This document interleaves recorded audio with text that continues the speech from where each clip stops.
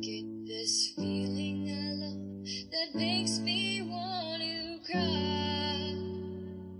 So hold my hand and watch me fall into the sky as I get butterflies under my skin, butterflies trying to do me in. It's making me crazy. It's been happening lately. Butterflies in my stomach, butterflies are making me sick. It's no surprise that I've got butterflies. First time I met Jessie, I was at my friend Amelia's lake house, and she was having like a bonfire, and she was there with her little fedora, and we just kind of hit it off right then and there. She just kind of indoctrinated herself into my core friend group of high school. Something about her character that probably drew me to her was the fact that she was so bold, but at the same time she was so gentle. My thoughts about her was that she was really cool, and she was really kind of different in a sense that she wasn't really concerned about what other people thought. She just kind of threw herself out there, and what took did, and what didn't, fell by the wayside.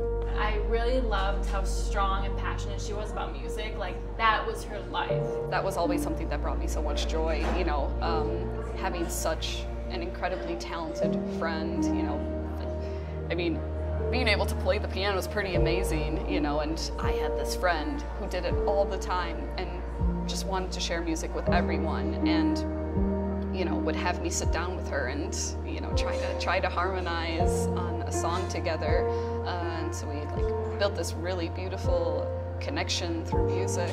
I would write lyrics, and she'd play around the piano, and we'd kind of sync things up. Both my best memory with her and my biggest regret that we didn't take it further and do more with it.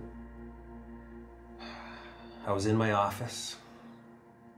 Holly knocked on the door. Dr. Buck, Dr. Buck. Came through before I answered. Never did that before. I was meeting with a nutraceutical rep. And Holly said, "It's Joy. She's on the phone. There's something wrong. You have to pick up now." So I did, and Joy was bawling. Well, she said, "I did CPR, and I called 911, and they're here right now, and they're shocking her."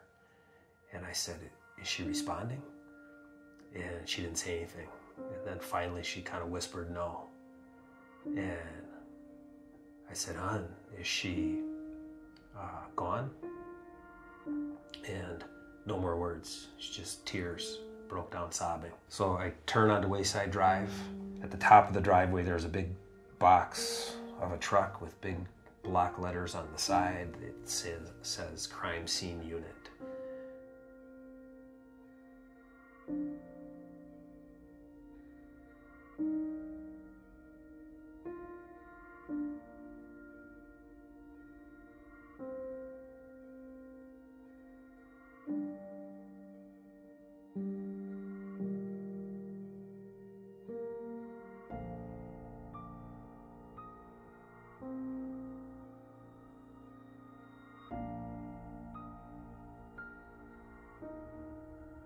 I meant that then, and I mean that now, and I've forgiven him every day, and so has Joy for coming up on 3 years, almost 1,000 days now. And I also told him I loved him, and I meant that too, and I mean that now too. And I don't mean that I like him. I meant I love him like a statement of who I am and what I stand for and what I'm going to bring into this world in the wake of what he brought into this world. And what I'm here to bring into this world is love and forgiveness. A month after the murder, 500 people in Hartford showed up at Westside Park, lit candles, walked for a couple hours around the mill pond. I went home that night, head hit the pillow, and I couldn't get to sleep, and I thought something's going on here. And it felt like the future calling back to us in the present, wanting something to emerge. It felt like something was meant to be, and I was supposed to do something about it. And that something is called the Love is Greater Than Hate Project. We have a dual mission, and the first mission is to end violence against women. It's to cause a global culture change. And I know that's lofty, and I don't expect that to happen tomorrow. but that is truly our mission. Second mission is all people choosing love over hate. Another even loftier goal, we have a 100-year end game vision of what that looks like. I do presentations for middle school, high school, universities, community groups.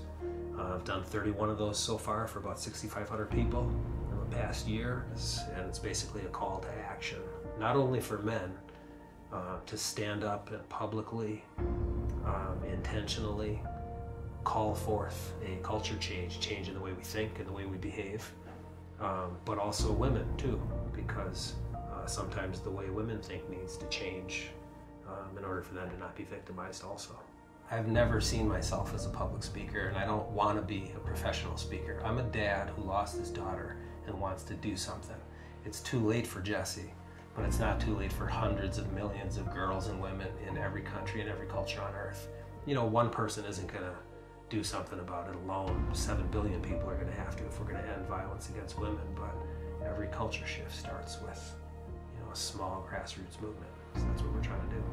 I feel I owe it to Jess. I feel like it's her project and she remains actively involved. I feel like this was her purpose in coming here, and now it's mine, and I can't leave until I get the job done for her. I'm singing this song for you. There's nothing I wouldn't do.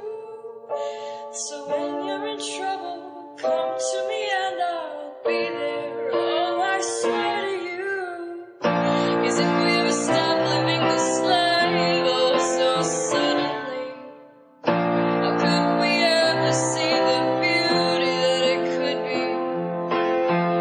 If we haven't got, then we should give, take a chance, make a change, and start to live. Give everything you can give. Then when you die,